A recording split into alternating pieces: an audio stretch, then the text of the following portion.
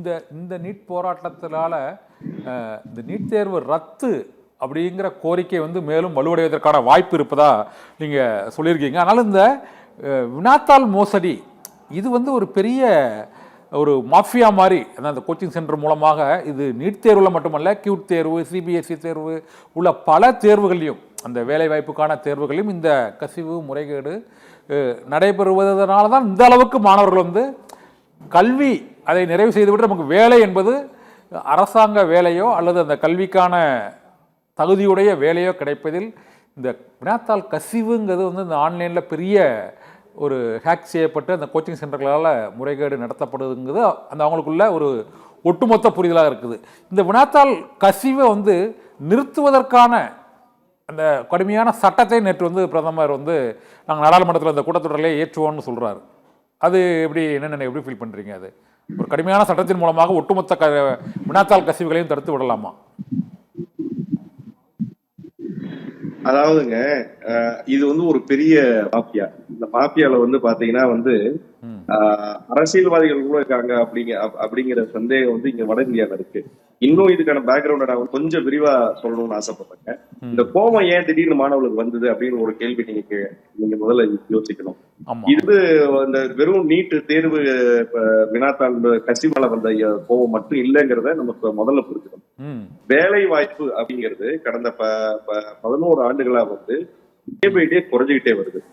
நரேந்திர மோடி அவர்கள் வந்து ஆட்சிக்கு வரும்பொழுது என்ன சொன்னாரு அப்படின்னா, வருஷத்துக்கு 2 கோடி வேலை வாய்ப்புகளை வந்து நாங்க உருவாக்குவோம் அப்படிங்கிற வாக்குறுதியை கொடுத்துதான் அவர் ஆட்சிக்கு வந்தாரு. ஆனா அதுக்கு நேர்மாறா 22 கோடி வேலை உருவாயிருக்கணும். ஆனா அதற்கு நேர்மாறாக என்ன ஆயிருக்குன்னா வேலை இழப்புகள் அதிகரிச்சிருக்கு. ஜாப் கேரண்டி இல்ல. ஐடில பாத்தீங்கன்னா கடந்த ஒரு வருஷத்துல மட்டும் கிட்டத்தட்ட வந்து ஒரு 12 லட்சம் பேர் வேலையில இருந்து தூக்கி எறியப்பட்டிருக்கிறதா அதிகாரப்பூர்வமா ஒரு எந்த டேட்டாவும் இல்ல. ஒரு சில சர்வேக்கள் வந்து நமக்கு சொல்லுது. ஜாபும் இல்ல, ஜாப் கேரண்டியும் இல்ல அப்படிங்கிறப்ப அந்த கோவம் அப்படிங்கிறது இளைஞர் மனதுக்குள்ள இருந்துகிட்டே இருக்கு.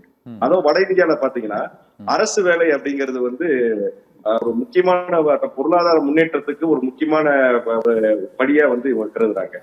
அந்த அரசு வேலைக்கு வந்து நான் வந்து ஏதாவது என்ட்ரன்ஸ் எக்ஸாம் எழுதணும்னா அதுலயும் வந்து முறைகேடுகள் நடக்குது. இங்க வினாத்தாள் கசிவு இருக்குது. வினாத்தாள் கசிவு மட்டும் இல்ல, எக்ஸாம் எழுதிட்டு வந்தாலும் எனக்கு கண் கூட தெரியுது அந்த பையன் வந்து பெருசா வந்து கல்வியில நாட்டம் இல்லாத பையன் அப்படிங்கிறது தெரியுது. ஆனா அவனுக்கு வந்து ரேங்க் லிஸ்ட்ல பேர் வருது. நான் வந்து ரொம்ப சிறப்பு எடுத்து படிக்கிறேன், எனக்கு வந்து அது அந்த ரேங்க் லிஸ்ட்ல பேர் வர மாட்டேங்குது அப்படின்னா இதுக்குள்ள ஏதோ ஒரு முறைகேடு இருக்கு அப்படிங்கிற அந்த சந்தேகம் வந்து மாணவர்கள் மத்தியில தொடர்ந்து இருந்துட்டு இருக்கு. அந்த கோபம் வந்து தொடர்ந்து இருந்துகிட்டு இருக்கு. அக்னிவீர் திட்டம் சரி, என்ட்ரன்ஸ் எக்ஸாம் இல்லாட்டி குறைஞ்சபட்சம் வந்து ஆர்மில வந்து ஒரு சிப்பாயா போய் சேரலாம் அப்படின்னா அக்னிவீர் திட்டத்தை கொண்டு வந்து ஆர்மிலையும் ஃபுல் சர்வீஸ் பண்ண முடியாது, 3-4 வருஷத்துல வெளியே போயிடணும் அப்படிங்கிற நிலைமையை கொண்டு வந்துட்டாங்க.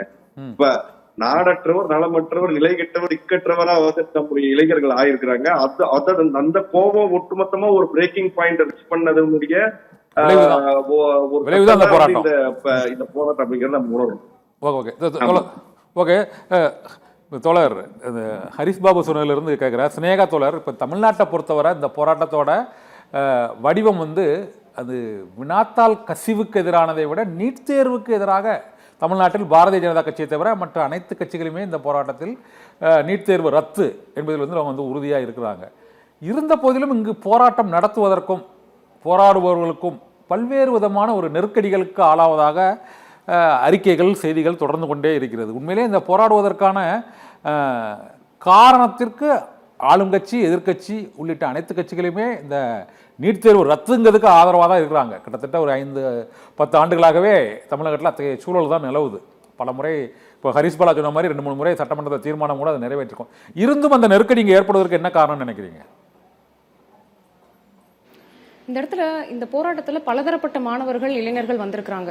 அவங்க எல்லாருக்குமே காமனா இந்த இடத்துல இருக்கிற ஒரு விஷயம் கோவம் தான். அந்த கோவம் எந்த இடத்துல வந்து தூண்டப்படுது அப்படின்னா, இந்த அரசு, ஒன்றிய அரசை எதிர்த்து கேள்வி கேட்கிறவர்களை மிக மோசமான முறையில நடத்துறது. அந்த மிக மோசமான முறையில நடத்துவது என்பது ஒரு ஜனநாயக படுகொலை. அப்படிப்பட்ட ஜனநாயக படுகொலைய மாணவர்களும் இளைஞர்களும் விட்னஸ் பண்ணதுனாலதான் அந்த கோபத்தின் வெளிப்பாடாகத்தான் இப்படிப்பட்ட ஒரு போராட்டத்தை மாணவர்கள் ஒருங்கிணைந்து முன்னெடுத்திருக்கிறார்கள். தமிழ்நாட்டில் அப்படிப்பட்ட ஒரு போராட்டம் தான் நடந்துட்டு இருக்கு. தமிழ்நாட்டை பொறுத்த வரைக்கும் பாரதிய ஜனதா கட்சியை தவிர மற்ற கட்சிகள் அத்துணை கட்சிகளுமே நீட் தேர்விலிருந்து தமிழ்நாட்டிற்கு நீட் தேர்வு தடை செய்யப்படணும், தமிழ்நாடு மாணவர்களுடைய இந்த போராட்டம் வெற்றி பெறணுங்கிற வாழ்த்துக்களையும் கருத்துக்களையும் தான் சொல்லிட்டு இருக்காங்க. தமிழ்நாட்டில் இன்னைக்கு ஆட்சியில் இருக்கக்கூடிய தமிழக வெற்றி கழகமே அதைத்தான் முன்மொழியுது. 2 நாளைக்கு முன்னாடி பள்ளிக்கல்வித்துறை அமைச்சர் திரு ராஜ்மோகன் கொடுத்த பேட்டியில சொல்றாரு, இந்த போராட்டத்தை நாங்க வரவேற்கிறோம், நிச்சயமா நீட் தடை செய்யப்பட வேண்டும் தான், அதுல எங்களுக்கு மாற்றுக்கிறது கிடையாது. ஆனா மாணவர்கள் பொதுமக்களுக்கு இடையூறு இல்லாம போராட்டத்தை முன்னெடுக்கணும், பொதுமக்களுக்கு இடையூறு வரும்போது நாங்க அந்த இடத்துல நிச்சயமா தடை விதிப்போம், பொதுமக்களுடைய பாதுகாப்பு முக்கியம் அப்படின்னு ஒரு ஸ்டேட்மெண்ட்டை கொடுக்கிறார். ஆனா இந்த போராட்டத்தை தமிழ்நாடு அரசு கையில் எடுத்து நடத்தியிருக்கணும். நீட் தேர்வுக்கு எதிரான இந்த போராட்டத்தை தமிழ்நாடு அரசு, தமிழக வெற்றி கழக அரசு கையில் எடுத்து நடத்தியிருக்கணும். ஆனா இன்ன வரைக்குமே முதலமைச்சர் அதை பற்றி வாய் திறக்கவே இல்லை. அவங்களுடைய ஸ்டாண்ட் என்னன்னு நமக்கு தெரியாது. அப்படிப்பட்ட ஒரு நிலைமை தான் தமிழ்நாட்டில் இருக்கக்கூடிய மாணவர்களுக்கு இன்னும் கண்டனம் தெரிவிச்சிருக்காரு. ஒரு அந்த காவல்துறை மாணவர்களிடையே டெல்லியில் ஏற்பட்ட மோதல், விரும்பத்தகாத சம்பவங்களுக்கு கண்டனம், ராகுல் காந்தியை கைது செய்ததற்கு கண்டனம்லாம் தெரிவிச்சிருக்கிறாரு. முதலமைச்சர் தெரிவித்து அது நீட் தேர்வுக்கான அந்த மாற்று சொல்றாரு. எந்த விதமான ஆதரவையும் அவங்க கொடுக்கல. நான் சொல்றது என்னன்னா, தமிழ்நாட்டில் நடத்துற போராட்டத்தை தமிழ்நாடு அரசே முன்னெடுத்து நடத்தி இருக்கணும்னு நான் சொல்றேன். ஏன்னா இது ஒன்றிய அரசுக்கு எதிரான ஒரு போராட்டம், தமிழ்நாடு மாணவர்களுக்கு எதிராக எதிர்வினையாற்றக்கூடிய நீட் தேர்வுக்கு எதிரான ஒரு போராட்டம்னு சொல்லும் பொழுது இதை தமிழ்நாடு அரசே கையில் எடுத்து நடத்தி இருக்கணும். அதுல அவங்க தவறியதுக்கு தான் இந்த இடத்துல நான் வன்மையா என்னுடைய கண்டனம்